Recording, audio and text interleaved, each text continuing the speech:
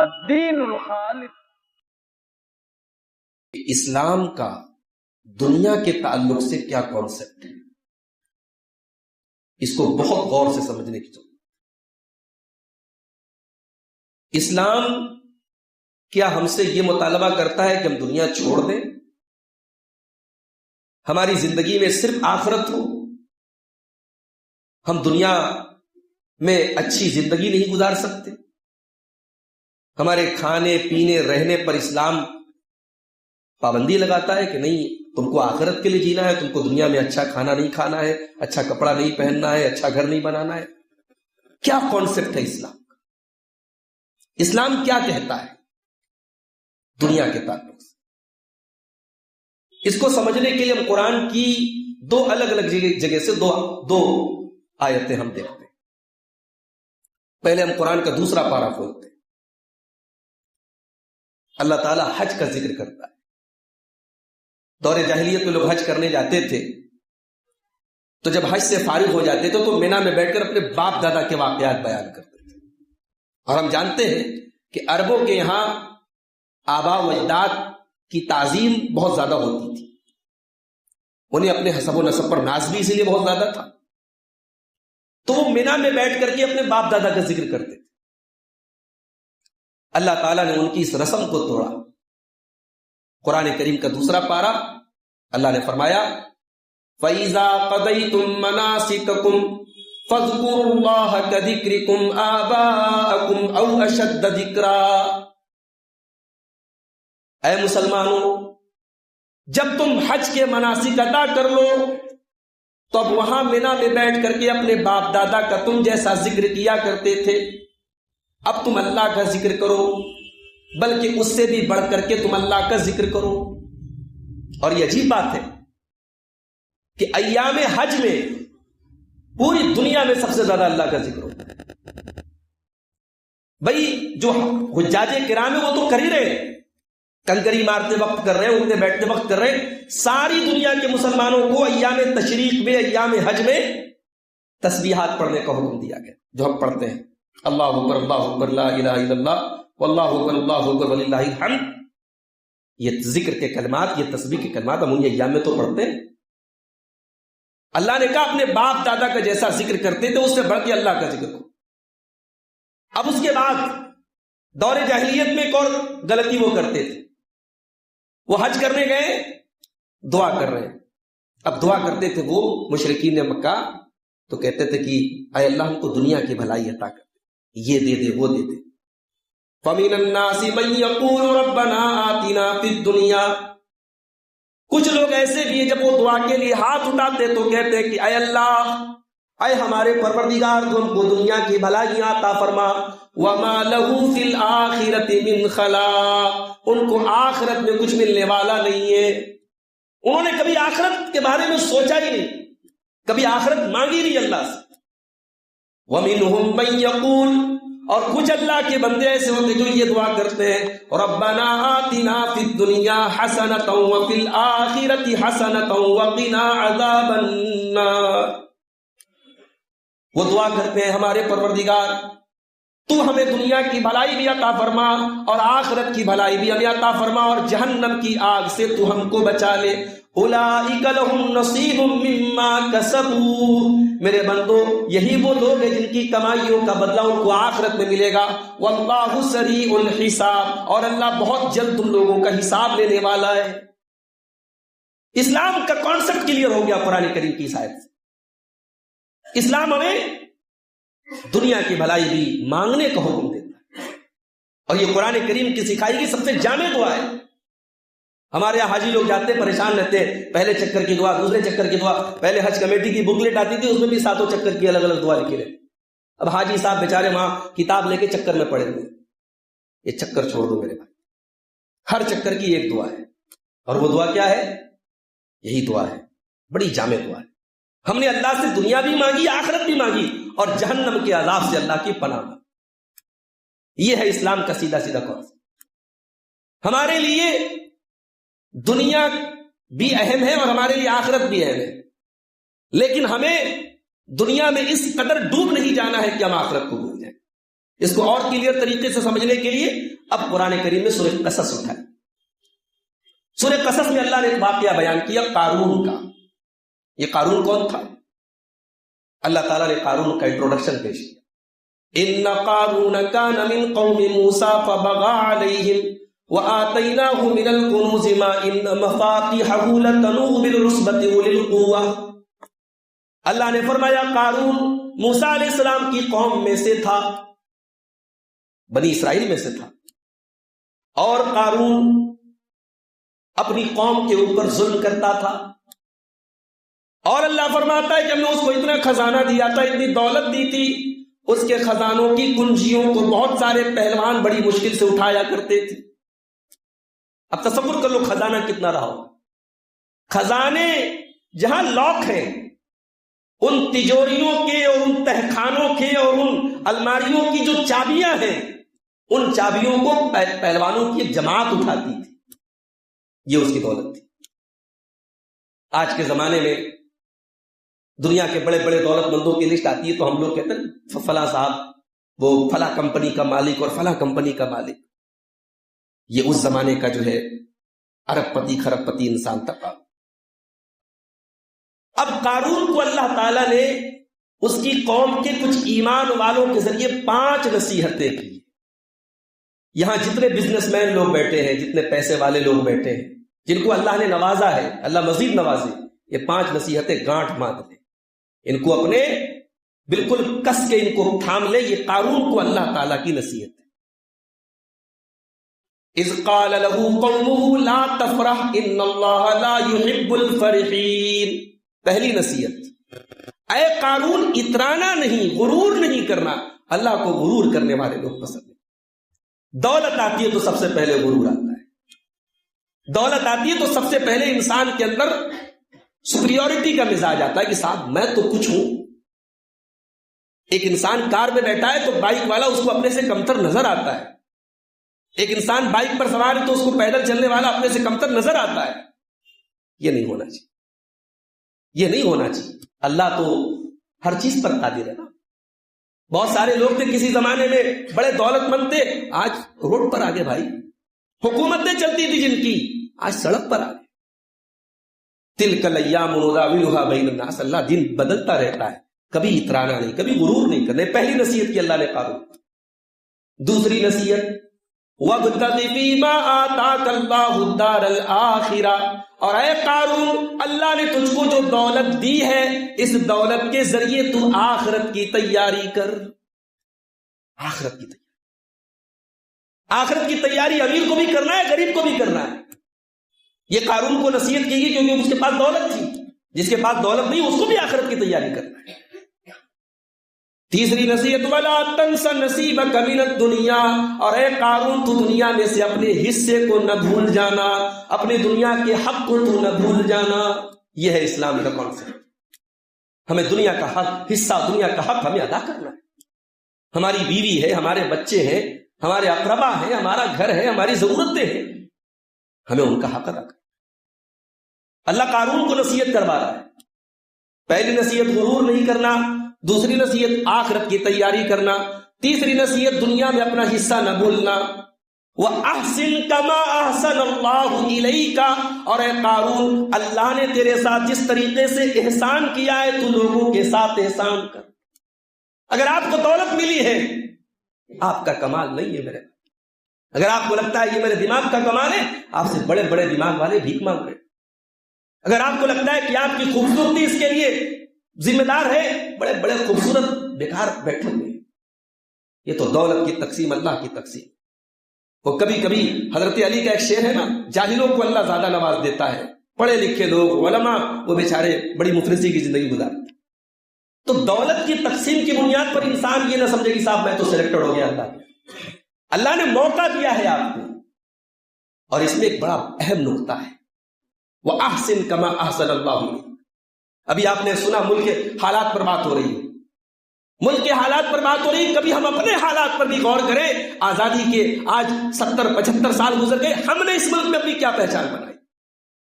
آزادی ہوئی، اس ملک میں سکھ بھی تھے، اس ملک میں جین بھی تھے، اس ملک میں دوسری کمیونٹی کے بھی لوگ تھے. وہ کہاں کھڑے، ہم کہاں کھڑے ہیں؟ سارا دوش ہم حکومتوں کے کندھوں پہ نہیں ڈال سکتے.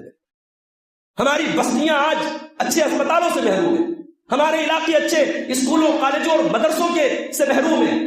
ہمارے بچے کانوینٹ اسکولوں میں پڑھتے ہیں, وہاں شرکیہ کفریہ چیزیں ان کو بتائی جاتی ہیں. ہم مجبور ہیں کیونکہ ہمیں لگتا ہے کہ وہ اسٹینڈرڈ ہمارے اسکولوں میں نہیں, ہمارے مدرسوں میں نہیں. ہم 75 سال میں اچھے ادارے نہیں قائم کر سکے, اتنے غریب تھے ہم. اتنے غریب تو نہیں ہیں.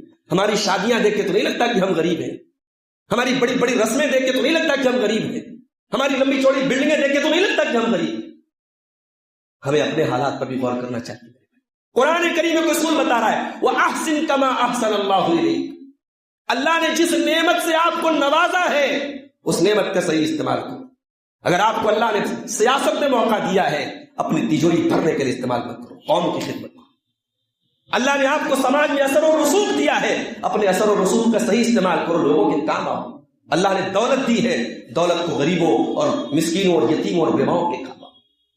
کتنے سفید پوش ہیں میرے بھائی سماج, کتنی بیوہ عورتیں ہیں, ان کے شوہر کے انتقال کے بعد بچے اپنے اپنے پریوار کی دیکھ ریکھ کر رہے, وہ بیوہ عورتیں آج بیچاری بڑھاپے کی دہلیز پر ہیں. کس سے کہیں, ان کی شرم ان کی غیرت اجازت نہیں دیتی. وہ بیچاری مجبور ہو کے کلپ کلپ کر کے زندگی گزارتی, اپنی بیسک ضرورتوں کے لیے محروم ہے.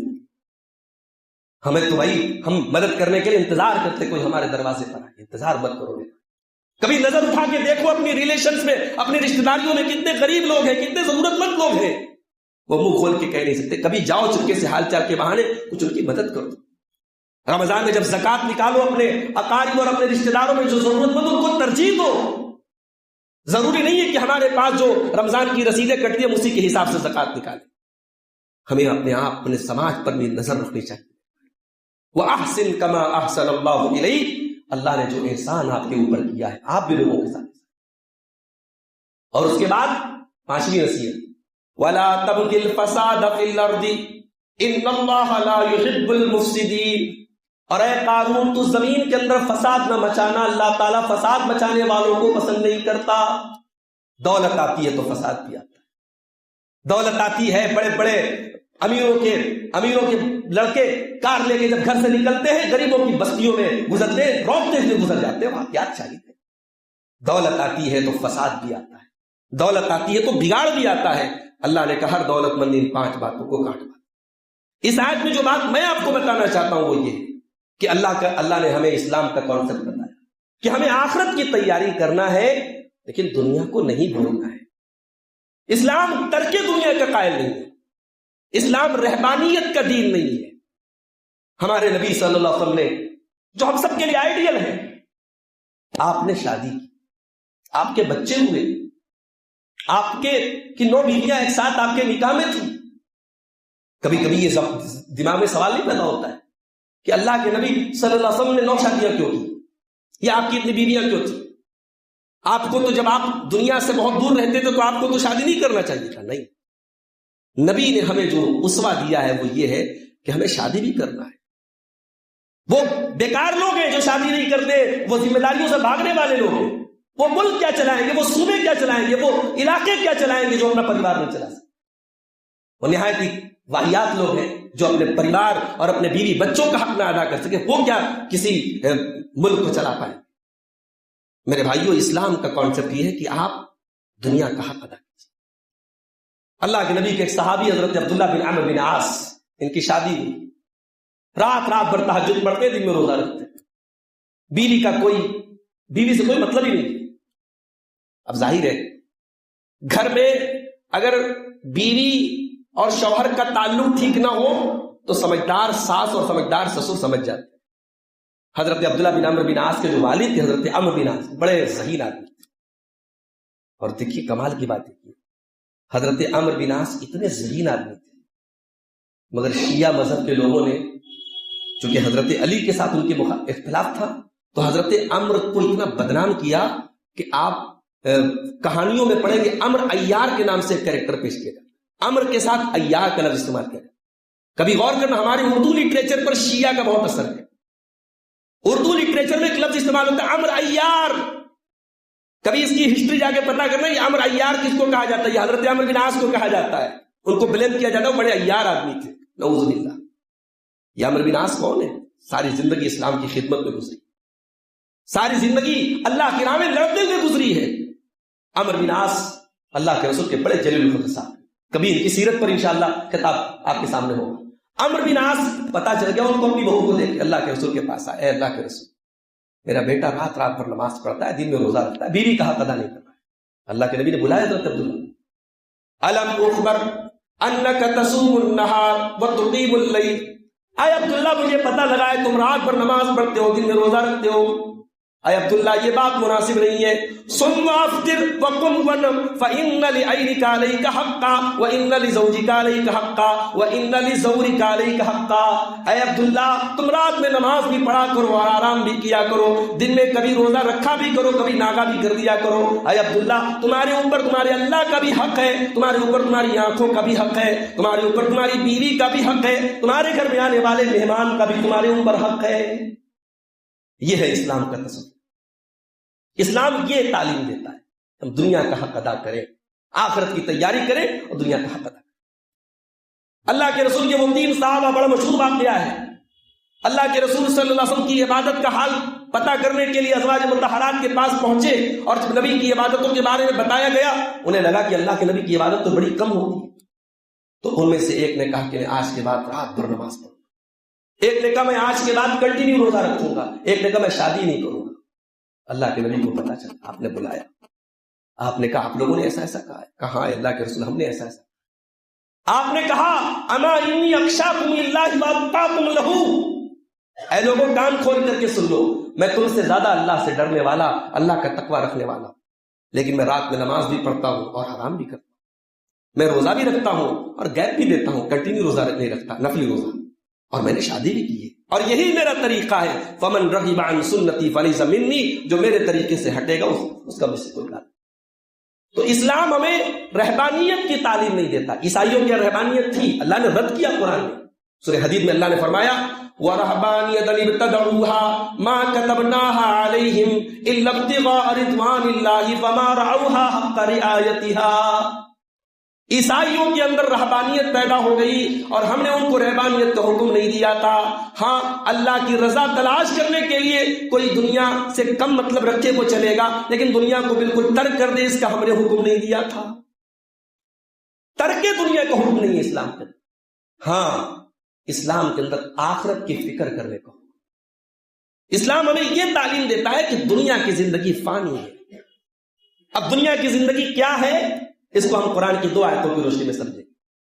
پہلی آیت ہے سورہ حدید، بڑی پیاری آیت، ایک افریقی قاری ہے کوئی، ان کی آواز میں یہ قرآن کی آیت آپ اس پہ دیکھیں گے، پھر اس پہ یوٹیوب پر مل جائے گی، بہت پیاری قرأت، افریقیوں کی آواز بہت اچھی ہے۔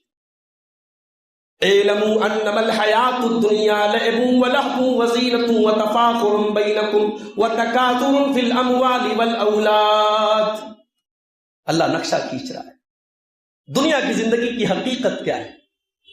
علماء کہتے ہیں کہ اس آیت میں اللہ تعالیٰ نے دنیا کی زندگی کے سارے اسٹیج بیان کر دیے، سارے مراحل بیان کر دیے۔ اعلموا انما الحیات الدنیا لعب، میرے بندو آخر دنیا کی زندگی تو کھیل ہے۔ بچہ پیدا ہوا 2 سال کا 3 سال کا ہو، اس کا کام کیا ہے؟ کھیلنا، دودھ پینا اور کھیلنا۔ ولہو، اور اے میرے بندو دنیا کی زندگی تماشا ہے۔ بچہ تھوڑا بڑا ہوا، 8 سال کا ہوا، 10 سال کا ہوا، 15 سال کا ہوا، ٹین ایجر ہو گیا، بلوغت کے مرحلے پر پہنچ گیا، اب زندگی میں کھیل کے ساتھ تماشا بھی آ گیا۔ وزینۃ، اور اس کے بعد تیسرا اسٹیپ کیا ہے؟ زینت ہے۔ تھوڑا اور بڑا ہوا، اب سجنے کا سنورنے کا شوق پیدا ہوا۔ لڑکیاں ہیں سج رہی ہیں، سنور رہی، میک اپ کرے، لڑکے ہیں اپنے کپڑے پہ، بال پہ، ڈریس پہ دھیان دے رہے، زینت کا مرحلہ ہے۔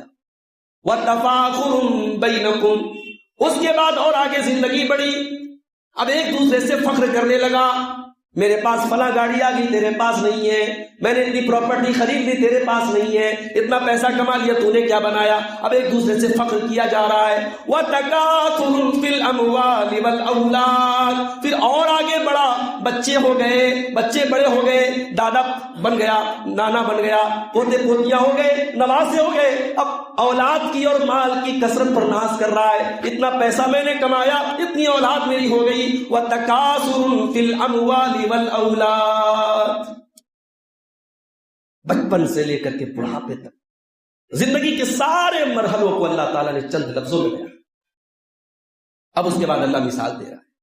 کمثل غیث اعجب الکفار نباتہ ثم یہیج فتراہ مصفرا ثم یکون حطاما. میرے بندو، دنیا کی زندگی تو اس آسمان سے نازل ہونے والی بارش کی طرح ہے. بارش ہوتی ہے، زمین سے سبزہ نکلتا ہے، زمین سے پودے نکلتے ہیں. پہلے وہ ہرے بھرے ہوتے ہیں، پھر دھیرے دھیرے وہ پیلے ہونے لگتے ہیں، زرد ہونے لگتے ہیں. ثم یکون حطاما، اور ایک دن ایسا آتا ہے ان پودوں کو کاٹ کے پھینک دیا جاتا ہے. جب وہ پیلے ہو کر کے مرجھا جاتے ہیں، بیکار ہو جاتے ہیں، ان گھاس کو، ان پودوں کو پھینک دیا جاتا ہے. یہی دنیا کی حقیقت. جس طریقے سے ہر ہری گھاس کو ایک دن پیلا ہونا ہے، ہر تازے پھل کو ایک دن باسی ہونا ہے، اسی طریقے سے دنیا کی یہ رونق ایک دن ختم ہونا ہے. اس دنیا کو ایک دن فنا ہونا ہے. وَفِي الْآخِرَةِ عَذَابٌ شَدِيدٌ وَمَغْفِرَةٌ مِّنَ اللَّهِ وَرِضْوَانٌ.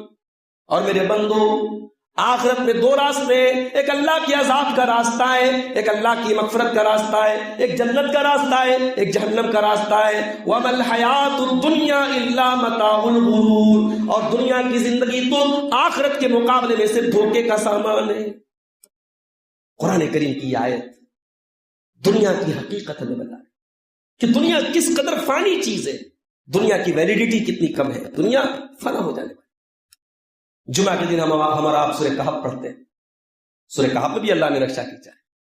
وَاضْرِبْ لَهُم مَثَلَ الْحَيَاةِ الدُّنْيَا كَمَاءٍ أَنزَلْنَاهُ مِنَ السَّمَاءِ فَاخْتَلَطَ بِهِ نَبَاتُ الْأَرْضِ فَأَصْبَحَ هَشِيمًا تَذْرُوهُ الرِّيَاحُ وَكَانَ اللَّهُ عَلَى كُلِّ شَيْءٍ مُقْتَدِرًا.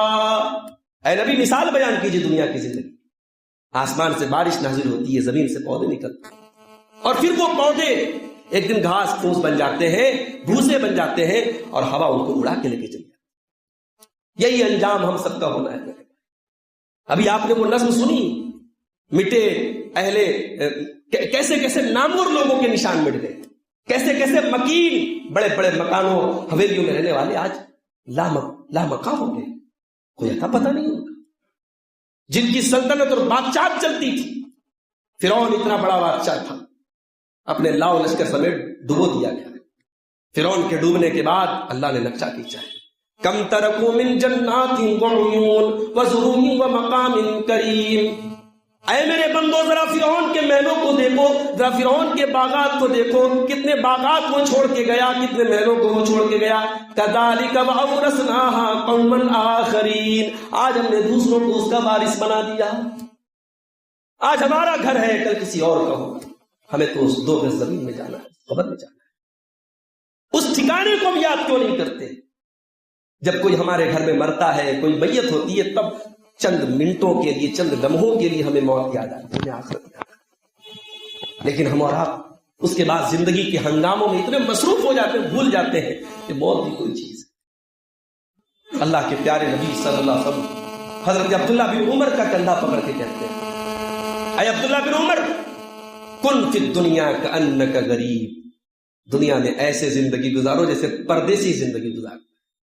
بنارس کے بہت سارے لوگ بنگلور میں رہتے ہیں، سورت میں رہتے ہیں، کما لیا، بنا لیا، سب کچھ ٹھیک، مگر ہے وہ پردیسی. وہ آج بھی وہاں اللہ نہ کرے کوئی پریشانی آ جائے تو انہیں اپنا وطن یاد آئے. اللہ کے رسول کہہ رہے کہ جب تم دنیا میں زندگی گزارو تو پردیسی کی زندگی گزارو یا مسافر کی جو گزر رہا ہے. بنارس سے آپ دلی جا رہے، شیو گنگا سے الہ آباد آ رہا ہے، کانپور آ رہا ہے، اسٹیشن آیا، سامان خریدا، تھوڑا 5-10 منٹ کے لیے ٹرین رکی تو آپ اتر گئے. وہ ہالٹ ہے، وہ آپ کی منزل نہیں ہے، وہ آپ کی وہاں آپ کو ٹھہرنا نہیں ہے. دنیا آپ کے لیے دار قرار نہیں ہے، دنیا آپ کی ٹکنے کی جگہ نہیں ہے. دنیا سے تو گزر رہے ہیں، ہمارا ٹھکانہ تو آخرت ہے. یہ اللہ کے نبی نے مثال دیا. اچھا، نبی نے تو اتنا ہی کہا تھا. اب عبداللہ ابن عمر رضی اللہ تعالیٰ نے اس حدیث پر اپنا کمنٹ کرتے، لوگوں کو سمجھاتے ہیں، کہتے اذا اصبحت فلا تنتظر المساء. صبح ہو جائے تو شام کا انتظار. حقیقت ہے میرے بھائی، کتنے لوگوں کو ہم دیکھتے اپنی آنکھوں سے، رات کو ملاقات ہوئی، پھنس کے راستے اچھے تھے، صبح کو انتقال کی خبر آئی. ہمارے کتنے اساتذہ ہیں، کتنے علماء ہیں، ہم ان کو شام کو ہم نے عشاء کی نماز میں دیکھا، ہم نے فجر کی نماز میں دیکھا، پھر سو کے اٹھے تو انتقال کی خبر آ گئی. کون جانتا ہے اس کی زندگی کی کون سی شام آخری شام ہو جائے، کون سی صبح آخری صبح ہو جائے۔ ہائے ہم کتنے غافل ہیں اپنی موت کے، اپنے انجام سے ہم کتنے غافل ہیں۔ حضرت عبداللہ ابن عمر کہتے ہیں شام ہو جائے تو صبح کا انتظار مت کرو، صبح ہو جائے تو شام کا انتظار۔ وَخُذْ مِنْ صِحَّتِكَ لِمَرَضِكَ وَمِنْ حَيَاتِكَ لِمَوْتِكَ، اور اپنی صحت کی حالت میں اپنی بیماری کی تیاری کر لو، اپنی زندگی کی حالت میں اپنی موت کی تیاری کر لو۔ انتظار مت کرو کہ جب بیمار ہو جائیں گے تب ہم صدقہ کر دیں گے، خیرات کر دیں گے، یہ وہ کر دیں گے، وہ کر دیں گے۔ کون سی بیماری زندگی کی آخری بیماری بن جائے نہیں کہہ سکتے آپ۔ کینسر کی بیماری تو اب سردی زکام کی طرح پھیل رہی بھائی، کتنے پیشنٹ ہماری آنکھوں کے سامنے ہمارے جاننے والوں میں نظر آ رہے ہیں۔ کینسر ہاسپٹل میں چلے جائیے، لائن لگی ہے مریضوں کی۔ کون سی بیماری آپ کی زندگی کو لے کے چلی جائے گی آپ نہیں کہہ سکتے۔ اللہ کے نبی صلی اللہ علیہ وسلم فرماتے ہیں اغتنم خمسا قبل خمس، 5 چیزوں کی قدر کرو 5 چیزوں کے آنے سے پہلے۔ شبابک قبل حرمک، اپنی جوانی کی قدر کرو بڑھاپے کے آنے سے پہلے۔ وصحتک قبل سقمک، اپنی تندرستی کی قدر کرو بیماری کے آنے سے پہلے۔ وغناک قبل فقرک، اپنے پیسے کی قدر کرو غریب ہونے کے پہلے۔ وفراغک قبل شغلک، اپنے وقت کی قدر کرو مصروف ہونے کے پہلے۔ وحیاتک قبل موتک، اور اپنی زندگی کی قدر کرو موت کے آنے۔ ایک اور حدیث اٹھائی، ترمذی کی روایت ہے، اللہ کے نبی صلی اللہ علیہ وسلم ایک چٹائی پر لیٹتے تھے، چٹائی سے آپ اٹھے، پیٹ پر چٹائی کے نشان پڑے۔ صحابہ کرام نے کہا لو اتخذنا لک وطاء، اے اللہ کے نبی اگر ہم آپ کے لیے ایک آرام دہ بستر کا انتظام کر دیں تو زیادہ اچھا ہو۔ نبی کا جواب سنو میرے بھائی، اور یہ نبی کا صرف جواب نہیں ہے، نبی ایک مزاج ہمیں دے رہے ہیں، مینٹیلٹی دے رہے ہیں۔ یہ مینٹیلٹی ہو، ہماری سوچ کیا ہے؟ ہم تو صبح بستر سے اٹھتے تب سے لے کر کے رات میں سونے تک کبھی غور کرنا ہم نے آخرت کے بارے میں کتنا سوچا، ہم نے جنت کے بارے میں کتنا سوچا، ہم نے جہنم سے بچنے کے بارے میں کتنا سوچا۔ تو نبی ایک معمولی سی چٹائی پر لیٹے ہیں، صحابہ نے آرام دہ بستر کا آفر کیا تو اللہ کے نبی فرماتے ہیں مالی ولد دنیا، مالی ولد دنیا، اے میرے صحابہ میرا دنیا سے کیا لینا دینا ہے؟ ما انا الا کراکب استظل تحت شجرۃ ثم راح وترکها، میں تو دنیا میں ایک مسافر کی طرح ہوں جو کسی پیڑ کے نیچے، کسی درخت کے نیچے آرام کرنے کے لیے لیٹ جاتا ہے، اور جب آرام ہو جاتا ہے پھر وہ اپنی منزل کی طرف چلا جاتا ہے۔ اس حدیث کی شرح میں علامہ ابن قیم کہتے ہیں ذرا نبی کی مثال کے اوپر غور کرو۔ نبی نے دنیا کی زندگی کو پیڑ سے مثال دی ہے اور سائے سے مثال دی ہے۔ جب کوئی گرمی کے موسم میں دھوپ میں نکلا ہے اور راستے میں کوئی پیڑ نظر آیا، کوئی چھایا دار چیز نظر آئی، کوئی سایہ دار چیز نظر آئی، وہ انسان آرام کرنے کے لیے تو وہاں لیٹتا ہے مگر وہاں گھر نہیں بنانے لگتا ہے۔ جتنی دیر گرمی کا موسم ہے، جتنی دیر دھوپ نکلی ہے، وہاں وہ آرام کرتا ہے اور اس کے بعد اپنی منزل کی طرف رواں دوا ہو جاتا ہے۔ نبی اکرم نے فرمایا کہ یہ دنیا میرے لیے وقتی آرام گاہ ہے، یہ دنیا میری منزل نہیں ہے۔ آج ہم اور آپ ذرا اپنے حالات پر غور کریں۔ آج ہمیں ہماری زندگیوں کو دیکھ کے ایسا لگتا ہی نہیں کہ کبھی ہمیں مرنا بھی ہے۔ ملک کے حالات جیسے بھی ہوں، جتنے بڑے بڑے وائرس آ جائیں، جتنی بڑی بڑی مصیبتیں آ جائیں، ہماری عیاشیوں میں کوئی کمی آئی کیا؟ ہماری برائیوں میں کوئی کمی آئی کیا؟ اللہ کا خوف دل میں بڑھا کیا؟ دل کی سختی کچھ کم ہوئی کیا؟ نہیں ہوئی، دل کی سختی کم نہیں۔ دلوں کے اوپر گناہوں کی ایسی لیئر چڑھ گئی ہے، ایسی پرت چڑھ گئی ہے، دل بڑے سخت ہو گئے ہمارے۔ اللہ نے قرآن کے پہلے پارے میں یہودیوں کا ذکر کرتے ہوئے فرمایا ثم قست قلوبكم من بعد ذلك فهي كالحجارة او اشد قسوا، اے یہودیوں گناہ کرتے کرتے تمہارے دل پتھروں سے بھی زیادہ سخت ہو گئے۔ اگر یہودیوں کے دل پتھروں سے زیادہ سخت ہو گئے تھے تو میرے بھائیوں ہمیں اور آپ کو آج اپنے دلوں کا بھی جائزہ کریں۔ آج ہمارے دل بھی پتھروں سے زیادہ سخت ہو گئے، ہمیں موت یاد نہیں آتی، ہمیں آخرت یاد نہیں آتی۔ پتا ہے سب کو مرنا ہے، کل نفس ذائقۃ الموت، مرنا ہے، اور یہ موت ایک ایسی چیز ہے جو ہمیں ہماری اوقات یاد دلاتی۔ موت ہمیں بتاتی ہے ہمارا ریموٹ کنٹرول کسی اور کے ہاتھ میں، ہم آزاد نہیں ہیں، ہم بے اختیار نہیں ہیں، ہمارا اختیار کسی اور کے ہاتھ میں۔ یہ موت ہماری اوقات ہمیں یاد دلاتی۔ اسی لیے اللہ نے سورہ واقعہ میں فرمایا فلولا اذا بلغت الحلقوم وانتم حينئذ تنظرون، میرے بندو جب جان حلق تک آ جاتی ہے، جب روح کے نکلنے کا ٹائم آتا ہے اور تم دیکھ رہے ہو کہ مرنے والا مر رہا ہے، وَنَحْنُ أَقْرَبُ إِلَيْهِ مِنْكُمْ وَلَكِنْ لَا تُبْصِرُونَ، تم سے زیادہ مرنے والے کے قریب ہم ہیں لیکن تم کو نظر نہیں آتا ہے. فلولا ان کنتم غیر مدینین ترجعونها ان کنتم صادقین. میرے بندو اگر تمہیں لگتا ہے تمہارے اوپر کسی کا کنٹرول نہیں ہے, تم آزاد ہو, تمہارے اوپر کسی کا پاور نہیں ہے, تو ذرا مرنے والے کو موت سے بچا کر کے تو دکھا دو. نہیں دکھا سکتے. بھائی بہت دولت مند ہے, آپ کسی بڑے ہاسپٹل میں چلے جائیں گے, لاکھوں روپے کا روز خرچ ہوگا, جتنی سانسیں مقدر میں لکھی ہیں اتنی ملے گی آپ, اس سے ایک سانس زیادہ نہیں مل سکتی. موت اپنے وقت پر معین پر آئے گی. انسان سارے جتن کر کے آخر میں ڈاکٹر اور بڑے بڑے ماہرین بھی سر جھکا کے کہیں گے کہ نہیں, اب ان کو دوا کی نہیں, دعا کی ضرورت. میرے بھائیوں, موت کو یاد کیا. نبی اکرم نے فرمایا, بڑی عجیب حدیث سنانے جا رہا ہوں, اللہ کے نبی نے فرمایا موت کو یاد کیا. کیوں؟ آپ نے فرمایا کہ موت لذتوں کو توڑ دیتی. سارا مسئلہ لذتوں کا ہے. کھانے کی لذت, زبان کی لذت, آنکھوں کی لذت, جسم کی لذت, سارا مسئلہ لذتوں کا ہے. ہم لذتوں میں اتنے ڈوبے ہوئے ہمیں اللہ کی یاد نہیں آتی. اللہ کے نبی کہہ رہے موت کو یاد کرو تو لذتوں کو توڑ دے گی یہ موت. اور اس کے بعد ایک عجیب جملہ اللہ کے نبی نے فرمایا, علامہ البانی نے اس حدیث کو صحیح کرا. آپ نے فرمایا کہ جب انسان پریشانی میں موت کو یاد کرے گا, الا وسعہ علیہ, موت کشادگی لے آئے. بہت پریشان ہیں آپ, بہت ٹینشن میں, موت کو یاد کریں, آپ کو اپنی پریشانی کم لگنے لگے. جب انسان بہت پریشان ہوگا اور موت کو یاد کرے گا تو اس کے دل میں یہ فیلنگ آئے گی کہ یار بہت ٹینشن ہے تو کیا ہوا, مر جائیں گے, ختم ہو جائے گا یہ دکھ, یہ درد, یہ پریشانی ختم ہو جائے گی. اس لیے مومن جب مرتا ہے نا, ہائے ہائے, کیا اس کے جنازے کے بارے میں اللہ کے نبی نے کیا فرمایا. ایک جنازہ گیا, اللہ کے نبی نے فرمایا مستریح ہو مستراح میں ہو. یہ جو جنازہ جا رہا ہے یا تو یہ چین پا کے جا رہا ہے یا چین دے کے جا رہا ہے, راحت پا کے جا رہا ہے یا راحت دے کے جا رہا ہے. صحابہ نے کہا اللہ کے نبی سمجھے نہیں کیا فرما رہے ہیں. آپ نے فرمایا العبد المؤمن یستریح من نصب الدنیا. جو بندہ مومن ہوتا ہے جب مرتا ہے دنیا کی ٹینشن سے آزاد ہو جاتا. مومن کو آخرت میں کوئی ٹینشن نہیں. اگر کوئی ایسی جگہ چاہتے ہو جب کوئی ٹینشن نہ ہو, اللہ کی قسم وہ جگہ جنت ہے. دنیا میں تو ٹینشن رہے گی بھائی, جتنا پیسہ کما لو, جتنے مکان بنا لو, دنیا میں ٹینشن تو رہے گی. اسی لیے جب جنتی جنت میں جائیں گے تو کیا کہیں گے, الحمدللہ الذی احلنا دار کیسے وایت, اس میں وہ ہے نا, اس میں ایک لفظ ہے, ہاں الحمدللہ الذی اذهب عنا الحزن. تمام تعریفیں اللہ کے لیے جس نے ہم سے غم کو دور کر دیا.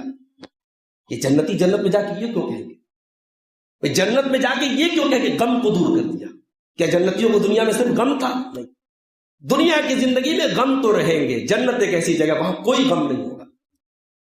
تو ایک بندہ مومن جب مرتا ہے تو اللہ کے نبی فرماتے ہیں دنیا کی ٹینشن, دنیا کے غم, دنیا کے رنج سے, جھمیلوں سے آزاد ہو کے جاتا ہے. اور جب ایک فاسق, فاجر, شرابی, کبابی, زانی, چور, بے ایمان, کرپٹ جب مرتا ہے تو دنیا کی مخلوقات, پیڑ پودے اللہ کا شکر ادا کرتے, کوئی کسی طریقے سے گیا یہ کم وقت, خس کم جہاں پاک, اس کے وجود سے دنیا پاک. تو یہ ہوتا ہے ایک مومن اور کافر کی موت. تو میرے بھائیوں, موت کو انسان جب یاد کرتا ہے مصیبت ہلکی ہو جاتی ہے. اور جب انسان بہت زیادہ اتراتا ہے, خوشی میں ہوتا ہے, تو اللہ کے نبی فرماتے ہیں الا ضیقہ علی, موت کو یاد کرتا ہے تو موت اس کی اوقات سے یاد کرتا ہے. جب انسان کو یہ لگے میں اپنی دولت پر, اپنی خوشیوں پر میں کنٹرول نہیں کر پاؤں گا, وہ یاد رکھ کرے اس دن کو جس دن اسے مرنا ہے. موت کو یاد کرو. موت ہمیں بتاتی ہے ہم کتنے مجبور ہیں. ایک انسان دنیا میں اس کے کتنے نخرے, اس کے کتنے شوق ہیں. پسند کا کپڑا پہننا ہے, پسند کا جوتا پہننا ہے, پسند کی گاڑی پر بیٹھنا ہے. آج پسند کی تو ایسی کی تیسی ہوگی. آج تجھے اپنی مرضی کا پہننا نہیں ہے, اپنی مرضی سے نہانا نہیں ہے, اپنی مرضی کے گھر جانا نہیں ہے. معمولی سے کفن میں کفنایا جا رہا ہے. نہلانے والے نہلا رہے ہیں. زندگی میں کبھی کسی کے سامنے سطر کھول کے نہایا نہیں تھا, ہمیشہ باتھ روم میں تیک ہو کے نہایا. آج نہلانے والا تیرے بدن سے کپڑے اتار رہا ہے. اتنا مجبور ہے, تیری آستین کو کینچیوں سے کاٹا جا رہا ہے, تیرے کپڑے کو اتارا نہیں جا سکتا. تیری گندگی کو کوئی اور صاف کر رہا ہے, تجھے کوئی اور کفنا رہا ہے, تجھے 4 لوگ اپنے کندھے پہ لے کے قبرستان جا رہے ہیں. ہائے یہ بے بسی ہے انسان. یہ موت انسان کی بے بسی اس کو یاد دلاتی ہے. انسان صرف موت کو یاد کر لے انسان کے بہت سارے مسئلے حل ہو جائیں گے میرے. اسی لیے اللہ کے پیارے نبی موت کو بہت یاد کرتے. حضرت ام حبیبہ کہتی ہیں اللہ کے نبی رات میں اٹھے گھبرائے. آپ نے کہا ایھا الناس اذکروا اللہ، اے لوگوں اللہ کو یاد کرو. جاءت الراجفہ تتبعها الرادفہ، کپ کپا دینے والی قیامت آنے والی. جاء الموت بما فی، جاء الموت بما فی، اے میری امت کے لوگوں موت اور موت کے بعد کی سختیاں اور موت کے بعد کے حالات سامنے آ چکے ہیں. موت سے غافل مت ہو جانا.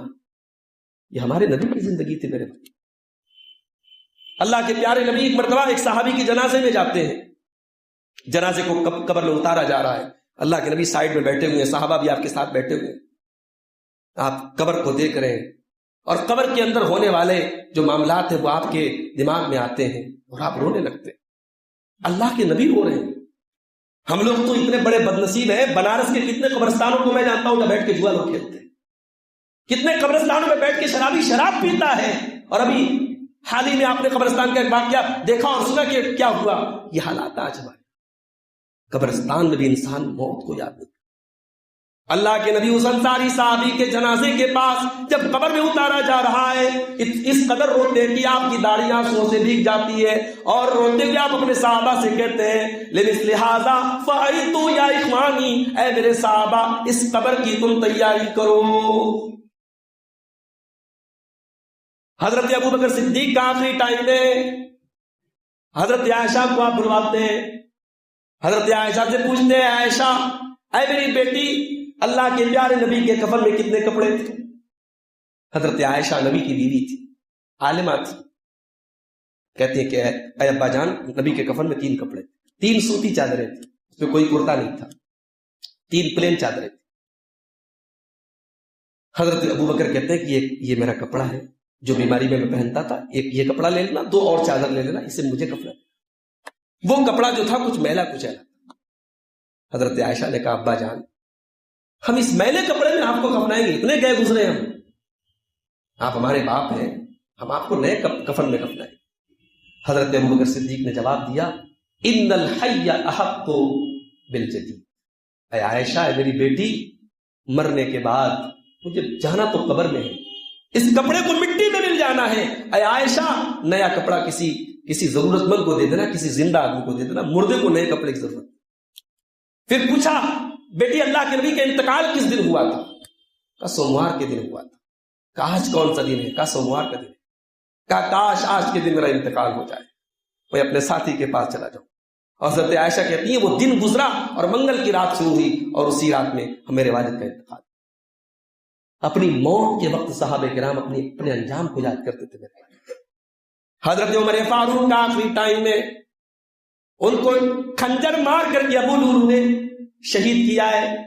آخری ٹائم میں حضرت عمر کو گھر لایا گیا ہے، ہتھڑیاں کٹ چکی ہیں، یقین ہو چکا ہے مرنے کا ٹائم آ چکا ہے. کوئی شخص آتا ہے اور آ کر کے حضرت عمر کی بڑی تعریف کرتا ہے، بڑے قصیدے پڑھتا ہے، کہتا ہے کہ آپ کا تو یہ مقام ہے، یہ مقام ہے، یہ مقام ہے، یہ فضیلت ہے، یہ فضیلت ہے، یہ فضیلت ہے. آپ کی فضیلتیں گنواتا ہے، آپ کے مقامات گنواتا ہے. حضرت عمر کہتے ہیں وَدِدْتُ أَنَّ لِي كَفَافًا لَا لِي وَلَا عَلَيَّ.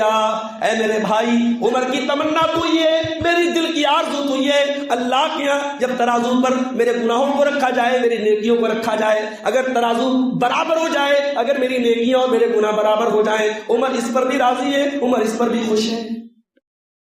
حضرت عمر جیسا انسان ساری زندگی اسلام کی خدمت میں گزری، وہ مرنے کے ٹائم کی آرزو کر رہے ہیں کہ میرا ترازو میزان عمل پر میرے اعمال، میرے نام اعمال کا جو ترازو ہے وہ برابر ہو جائے گا، اس پر راضی. ہماری اور آپ کی کیا حیثیت ہے میرے بھائی؟ ہمارے نام اعمال تو گناہوں سے اٹھے پڑے ہیں. ہمارے کپڑوں کی سفیدی، ہماری چمک دمک، ہماری رونق دیکھ کر دنیا دھوکہ کر کے ہم تو جانتے ہیں نا، ہمارا اللہ تو جانتا ہے. میرے بھائیوں ہمیں اور آپ کو اپنی موت اور اپنی آخرت کے بارے میں سوچنا. کبھی کبھی قبرستان جایا کرو. لوگ پوچھتے ہیں ہمارے اکثر کہ ہم لوگوں کے یہاں قبرستان پہ جا سکتے ہیں کہ نہیں. وہ ہمارے حنفی بھائیوں کے لوگ فاتحہ پڑھنے جائیں. فاتحہ کیا ہوتا ہے بھائی؟ فاتحہ کوئی چیز نہیں. دعائے مغفرت کے لیے آپ جا سکتے ہیں، لیکن دعائے مغفرت کے لیے قبرستان جانا ضروری نہیں ہے. والد کا انتقال ہو گیا، والدہ کا انتقال ہو گیا، آپ گھر پہ بیٹھ کے بھی مغفرت کی دعا کر سکتے ہیں, مسجد میں بیٹھ کے بھی کر سکتے ہیں, لیکن کبھی کبھار قبرستان جانا چاہیے. اللہ کے نبی جاتے تھے. قبرستان جا کر کے آپ دعائیں مغفرت بھی کریں اور یاد کریں یہی وہ جگہ ہے جو دنیا میں میرا ٹھکانہ ہے. آخرت تک تو مجھے, قیامت تک تو مجھے یہی رہنا ہے. یہی میرے باپ دادا کا, میرے آبا و اجداد کا یہی مرکز ہے, یہی مجھے آنا ہے. کبھی کبھی قبرستان جایا کرو میرے بھائی. حضرت عثمان غنی رضی اللہ تعالیٰ جب کسی قبر کو دیکھتے تھے تو رونے لگتے تھے. کسی نے پوچھا کیا ہے عثمان غنی, جنت کی بات آتی ہے, جہنم کی بات آتی ہے, آپ کو اتنا روتے بھی نہیں دیکھتے, یہ قبر کو دیکھ کے آپ رونے لگتے ہیں. کہا کہ ہاں, میں نے اپنے پیارے نبی صلی اللہ علیہ وسلم کو یہ فرماتے ہوئے سنا تھا کہ ان القبر اول منزل من منازل اللہ, بے شک قبر آخرت کی پہلی منزل, جو اس منزل کو پار کر گیا اس کے لیے آگے کی منزلیں آسان. میرے بھائیوں, اپنی موت اور اپنی قبر کو صرف صحابہ کرام نہیں, صحابیات بھی یاد کرتی تھی. آج ہماری مائیں بہنیں بیٹھی ہیں, آج ہماری زندگیوں میں کیا ہے؟ صرف بناؤ سنگار, کپڑے, زیورات, میک اپ, جویلری, یہ زندگی اسی کا نام نہیں ہے میری ماں اور بہنوں. یہ زیورات, یہ میک اپ, یہ خوبصورتی ایک دن ڈھل جائے گی. زندگی اس سے آگے کی چیز ہے. میرا اللہ قرآن میں شکایت کرتا ہے ہم سے, بل تؤثرون الحیات الدنیا والآخرۃ خیر وابقی. میرے بندو, تم تو دنیا کی زندگی کو سب کچھ سمجھنے لگے ہو, تم تو آخرت کی کوئی تیاری ہی نہیں کرتے, جبکہ دنیا کے مقابلے میں آخرت زیادہ بہتر اور زیادہ باقی رہنے والی ہے. نہ دنیا کی خوشی پائیدار ہے, نہ دنیا کا غم پائیدار ہے. جہنم کی تکلیفوں کے سامنے دنیا کی تکلیف کی کوئی حیثیت نہیں ہے. اللہ کے پیارے نبی مثال دیتے ہوئے فرماتے ہیں کہ قیامت کے دن ایک ایسے آدمی کو لایا جائے گا جس کی دنیا کی زندگی صرف تکلیف میں گزری, اس کو اللہ تعالیٰ جنت میں ایک پل کے لیے ڈال, وہ جنتی ہوگا, اللہ تعالیٰ جنت میں ایک پل کے لیے ڈال کے نکالے. حدیث میں لفظ آتا ہے یسبغ صبغۃ فی النار. ہم لوگ تو ماشاءاللہ سب کپڑے سے جڑے ہوئے لوگ ہیں, بنارسی کپڑے سے جڑے ہوئے لوگ, تو کسی ساڑی کو یا اس کو دھاگے کو, بانا کو جب ہم رنگنے کے لیے ڈالتے ہیں تو ایک بار ڈال کے نکال لیا, تو اللہ کے نبی نے یسبغ کا لفظ استعمال کیا. کسی چیز کو رنگنے کے لیے جیسے اس کے رنگ میں ڈال کے نکال لیا جائے, اللہ تبارک و تعالیٰ اس انسان کو جس نے دنیا میں صرف تکلیفوں میں زندگی گزاری تھی ڈال کے نکال دے. اور اللہ پوچھے گا هل رأيت شرا قط, کیا تو نے کبھی کوئی مصیبت دیکھی, کبھی کوئی بیماری دیکھی, کوئی تکلیف دیکھی؟ بندہ کہے گا, یا اللہ ما رأيت شرا قط ما رأيت بؤسا قط, اے اللہ میں نے زندگی میں کبھی کوئی تکلیف نہیں دیکھی. ایک پل جنت میں جانے کے بعد وہ انسان کی جواب دے. اور اسی کی اپوزٹ, جس کی ساری زندگی خوشیوں میں گزری, عیش و آرام میں گزری, اس کو ایک پل کے لیے اللہ جہنم میں ڈال کے پوچھے گا کیا تو نے دنیا میں کبھی کوئی بھلائی دیکھی؟ جہنم کی ایک پل کی تکلیف دیکھ کر کے وہ کہے گا, اللہ میں نے دنیا میں کبھی کوئی بھلائی نہیں دیکھی. میری ماں اور بہنوں, آخرت کی تیاری, نبی کی بیویوں کو دیکھو, اس امت کی ماؤں کو دیکھو, ان کی زندگی کیسی گزری ہے. کبھی آپ نے کسی حدیث میں سنا اور پڑھا کہ حضرت فاطمہ نے کبھی آ کے اپنے والد سے شکایت کی کہ ابا جان, میں آپ کی لاڈلی بیٹی, آپ کی چہیتی بیٹی, آپ کی آنکھوں کا تارا, آپ نے میری شادی حضرت علی سے کر دی, ایک غریب انسان سے کر دی, اپنے ہاتھوں سے چکی چلانا پڑتا ہے, اپنے ہاتھوں سے گھر کا سارا کام کرنا پڑتا ہے. کبھی بیٹی نے باپ سے آ کے شکایت کی. ان کی زندگیاں کیسی تھی میرے بھائی؟ سلیمان بن عبد الملک کے دور میں یا ولید بن عبد الملک کے دور میں, میں نام بھول رہا ہوں, جب مسجد نبی کی توسیع ہونے لگی, مسجد نبی کا چوڑی کرم ہونے لگا, تو اللہ کے نبی کے جو کمرے تھے, حجرے تھے, ان کو توڑا جانے لگا. اس زمانے میں سعید بن مسیب زندہ تھے, تابعین کے سردار ان کو کہا جاتا ہے. انہوں نے کہا کہ ان کمروں کو مت توڑو, ان کمروں کو رہنے دو, ان کو تبرک کی جگہ نہیں بنانا ہے, لیکن ان کو رہنے دو تاکہ آنے والی نسلیں دیکھیں کہ محمد رسول اللہ کا لائف سٹائل کیسا تھا, محمد عربی کے کمرے کیسے تھے, اور اس امت کی ماں نے کیسے کمروں میں زندگیاں گزاری. چھوٹے چھوٹے مٹی کے کمرے تھے, اور اس امت کی بہترین خواتین نے, اس امت کی ماؤں نے ان کمروں میں ساری زندگی گزار دی. اور جب قرآن کی وہ آیت نازل ہوئی, سورہ احزاب کی آیت نمبر 27 اور 28, آیت تخیر, اس میں اللہ تعالیٰ نے اپنے نبی کی بیویوں کو آپشن دیا, یا ایھا النبی قل لازواجک ان کنتن تردن الحیاۃ الدنیا وزینتها فتعالین امتعکن واسرحکن سراحا جمیلا.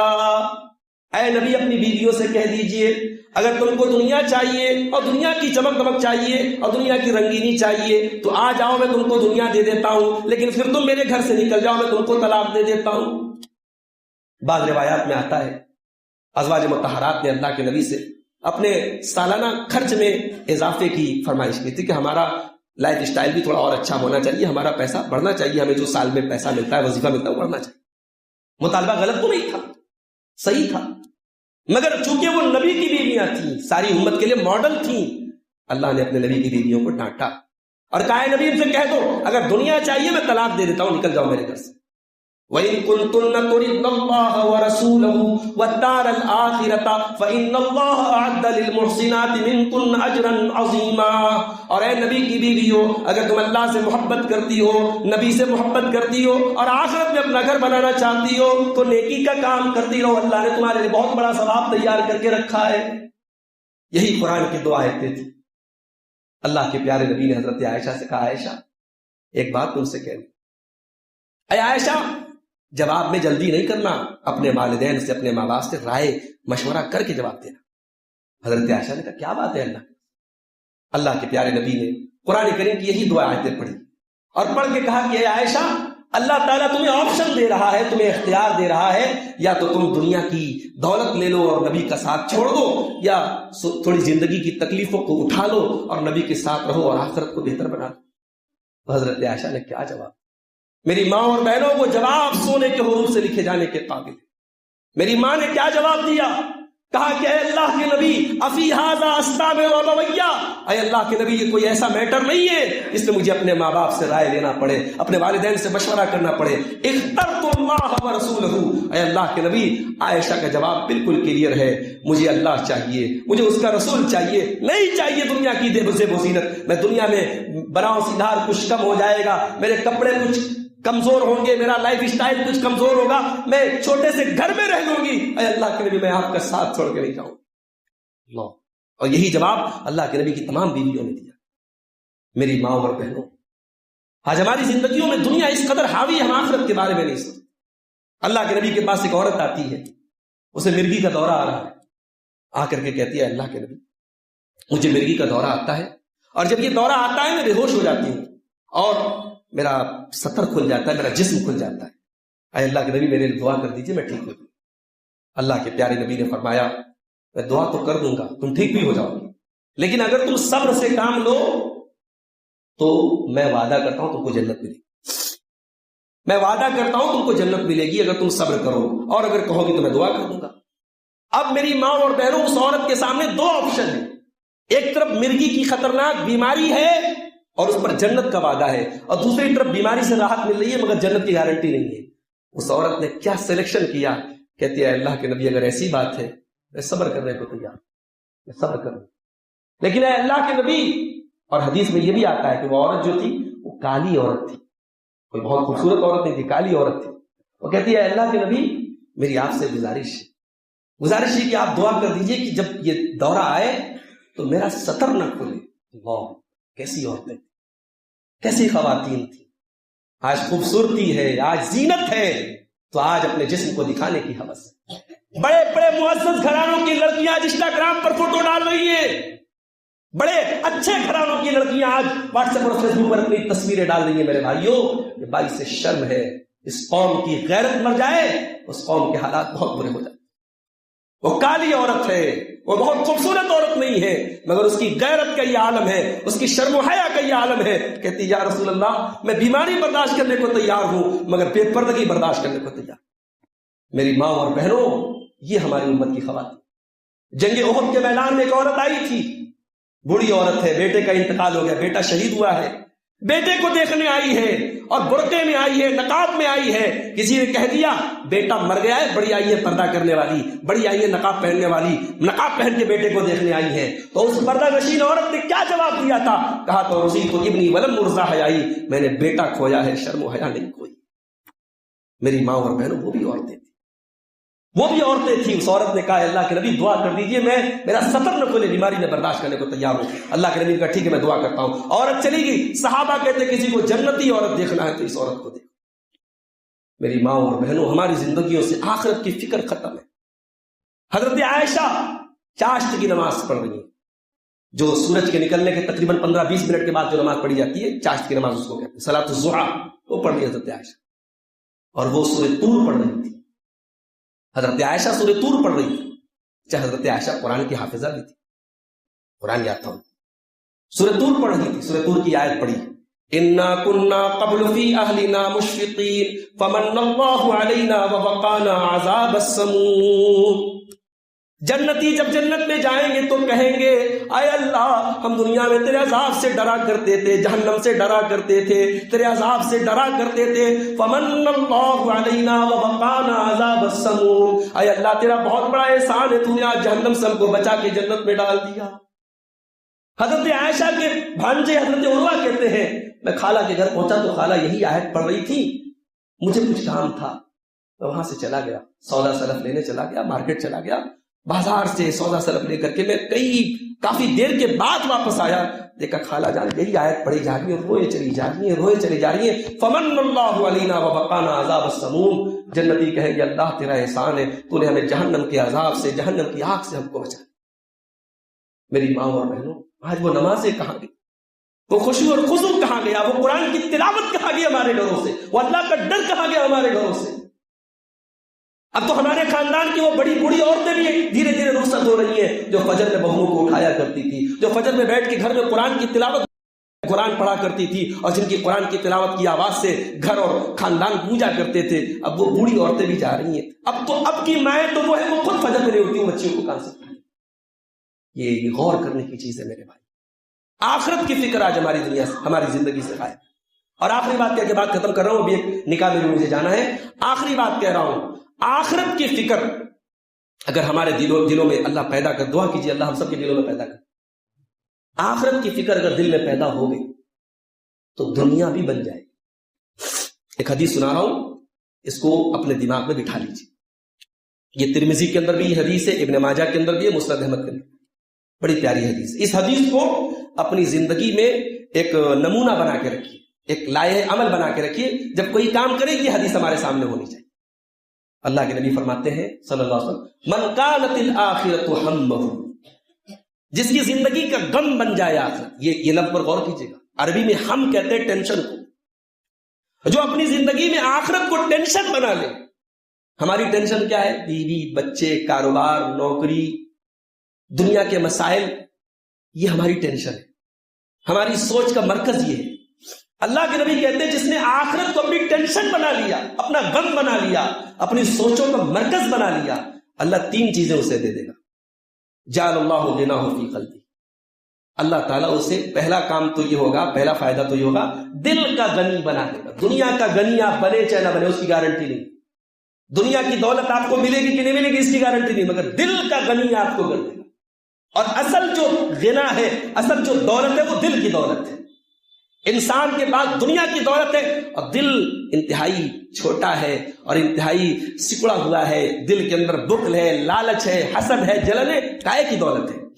دولت ہے، اور انسان جو ہے اسے اپنے آس پاس اور اپنے سماج کی کوئی خبر نہ ہو، وہ خود غرض ہو، تو دولت تو مشرکین اور کفار بھی کما رہے ہیں۔ اصل جو دولت ہے وہ دل کی دولت۔ پہلا فائدہ یہ ہوگا۔ دوسرا فائدہ وَجَمَعَ لَهُ شَمْلَهُ، اور اللہ تبارک و تعالیٰ اس کے مسائل کو حل کر دے گا۔ اس کو زندگی میں جب بھی ٹینشن آئے گی اللہ کوئی راستہ نکال دے گا۔ اور تیسرا فائدہ وَأَتَتْهُ الدُّنْيَا وَهِيَ رَاغِمَةٌ، دنیا چل کے اس کے پاس آئے، وہ دنیا کے لیے مر نہیں رہا ہے، وہ دنیا کے لیے بھاگ نہیں رہا ہے، دنیا چل کے اس کے پاس آئے گی۔ اور جس نے اپنی زندگی کا مقصد صرف دنیا کو بنا لیا، اور ایسا اللہ ہمیں اس سوچ سے بچا دے میرے بھائی۔ اللہ کے نبی ایک دعا کیا کرتے تھے، اللہم لا تجعل الدنیا اکبر ہمنا ولا مبلغ علمنا، اے اللہ دنیا کو ہماری زندگی کا سب سے بڑا غم مت بنانا، ہمارا مبلغ علم مت بنانا۔ آج ہمارا حال کیا ہے میرے بھائی؟ آج ہمارا حال یہ ہے کہ محلے کا سب سے جینیس آدمی، خاندان کا سب سے ہوشیار آدمی 2 رکعت نماز ڈھنگ سے پڑھنے کی اس کو تمیز نہیں، یہ ہمارا حال۔ کروڑ پتی آدمی ہے، اس کے جنازے کی دعائیں یاد نہیں، یہ ہمارا حال۔ ہمارے علم کی انتہا دنیا ہے، ہماری نالج کا مرکز دنیا ہے، ہمیں سب کچھ دنیا کے بارے میں پتا، آخرت کے بارے میں کچھ نہیں پتا۔ اس لیے نبی دعا کیا کرتے تھے، اے اللہ دنیا کو ہمارا سب سے بڑا غم اور سب سے بڑا مبلغ علم مت بنا دینا۔ تو جو آخرت کو اپنی ٹینشن بنا لے، دنیا چل کے اس کے پاس آئے گی، اور جو دنیا کو اپنا زندگی کا مقصد بنائے گا، اللہ کے نبی فرماتے ہیں اللہ تعالیٰ پہلی بات تو دل کا غریب بنا دے گا، دوسری بات مسائل میں الجھ کر کے رہ جائے گا، اور تیسری بات دنیا بھی اتنی ہی ملے گی جتنے اس کے مقدر میں لکھی ہے، مقدر سے زیادہ دنیا تو نہیں پائے گا۔ تو میرے بھائیوں، فکر آخرت سے اپنے دلوں کو آباد کریں، موت کو یاد رکھیں، قبرستان جایا کریں، آخرت کو بہتر بنانے کے لیے جو بھی اعمال شریعت میں بتائے گئے ہیں ان کی پابندی کریں، چھوٹی چھوٹی چیزیں بھی ان کو آپ معمولی نہ سمجھیں۔ اللہ کے نبی فرماتے ہیں اتقوا النار ولو بشق التمر، بھئی بہت غریب آدمی ہے، کھجور کا ٹکڑا تو دے سکتا ہے اللہ کی راہ میں، اللہ کے نبی نے فرمایا کہ کھجور کا ٹکڑا دے کر کے بھی جہنم کی آگ سے بچ سکتے ہو تو بچو۔ تو جو بھی نیکی کی اللہ توفیق دے سکتا ہے نیکی کے کام کرے اور برائیوں سے اپنے آپ کو بچا لے۔ اور یہ جو دعا ہمیں سکھائی گئی ربنا آتنا فی الدنیا حسنہ وفی الآخرۃ حسنہ وقنا عذاب النار، یہ صرف دعا ہی نہ ہو، یہ ہماری زندگی کا منشور بھی ہو کہ ہم دنیا اور آخرت دونوں کی بھلائی اللہ سے مانگے، دنیا کا بھی حق ادا کریں اور آخرت کی بہتری کے لیے محنت کریں۔ اللہ تعالیٰ سے دعا ہے رب العالمین ہم سب کو دنیا اور آخرت کی بھلائی عطا فرمائے، آخرت کی فکر ہم سب کو اپنے ذہنوں میں پیدا کرنے کی توفیق عطا فرمائے، موت کے بعد کی تیاری کرنے کی ہم سب کو توفیق عطا فرمائے۔ رب العالمین ہمارے مسائل کو حل فرما دے، ہمارے ملک کی حفاظت فرمائے، ہمیں ظالموں کے ظلم سے بچائے، شریروں کے شر سے بچائے، ہماری مساجد کی حفاظت فرمائے، ہمارے مدارس کی حفاظت فرمائے، ہمارے علماء کی حفاظت فرمائے، ہمارے ملک کو اللہ تعالیٰ ایسے لوگوں کے ہاتھ میں اس کا اقتدار سونپ دے جو اس ملک میں امن چین اور سکون کے ساتھ حکومت کریں۔ اللہ شریروں سے اور ظالموں سے اللہ ہم سب کو نجات عطا فرمائے۔